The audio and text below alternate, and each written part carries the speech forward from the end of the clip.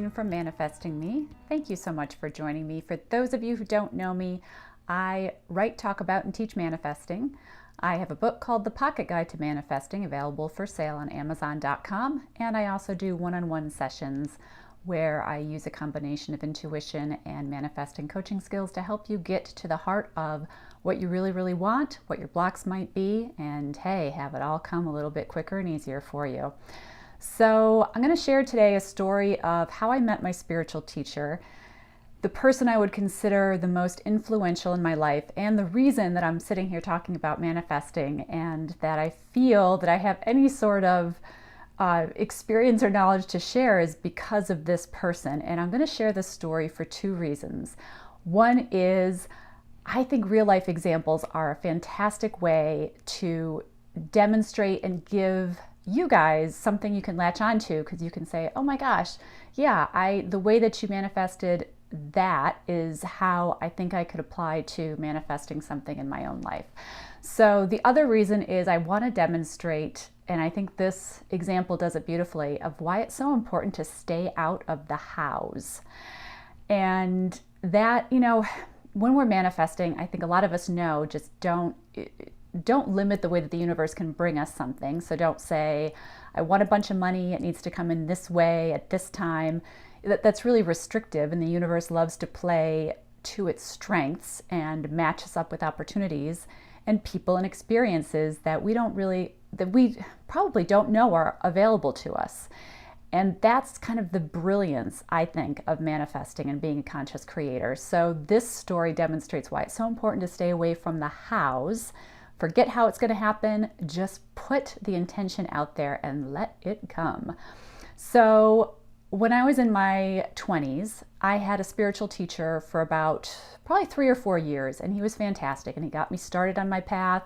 He gave me so many resources and was perfect for what I needed at the time. Then there reached a point when I felt I had gone as far as I could with that particular mentor, and at the same time, somebody had given me a copy of The Secret. So any of you who have seen that movie, which I think it's a cult classic now, there were so many charismatic speakers in that. So many inspirational people were part of putting that particular movie together about manifesting. But one in particular stood out to me, and that was Michael Beckwith. And I just remember being so drawn to his energy. And again, I'm at a time in my life where I'm thinking I've outgrown my first spiritual teacher.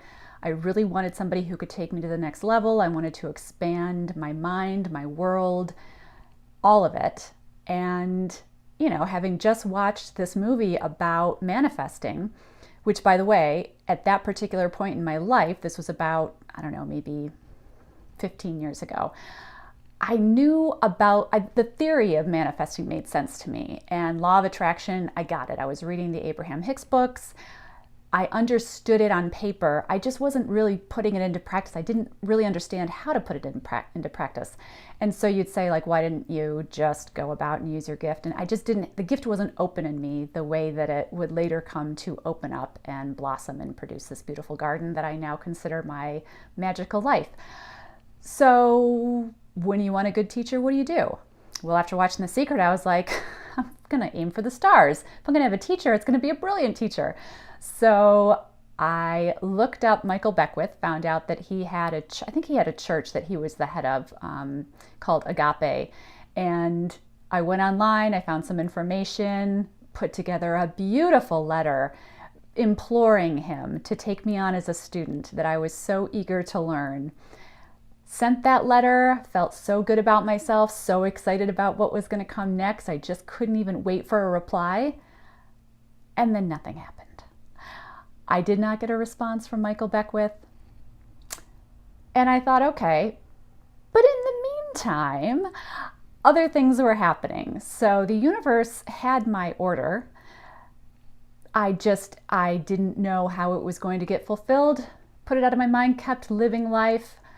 Cut to, I signed up to be a speaker at a local coffee house. They were doing weekly metaphysical talks.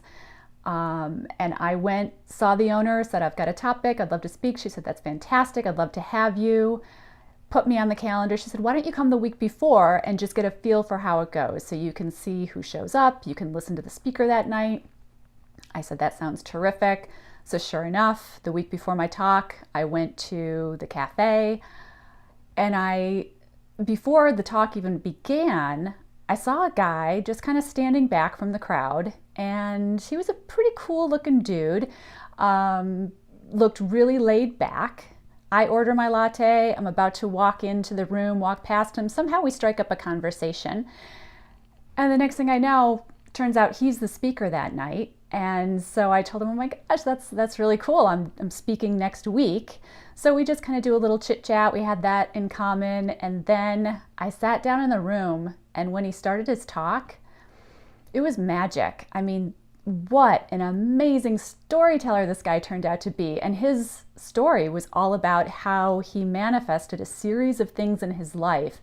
And I don't want to share his story, so but needless to say, the details of what he manifested were blowing my mind. And everybody in the audience was just so captivated and riveted with him that it was really brilliant to watch. So his talk finishes, he leaves the next week. I am going to give my talk, and he was there in the audience. So that was kind of interesting. I gave my talk, it went off. It was about, I think, how to cultivate happiness in your life, because at the time I was doing happiness coaching with people. And after my talk finished, we talked a little bit, the two of us. We walked outside. It's nighttime, so I think my talk finished at like 8:30 or 9, and we were going to walk to our cars. And, we're just chit-chatting. The next thing I know, we're standing on the sidewalk outside the cafe for 2 hours.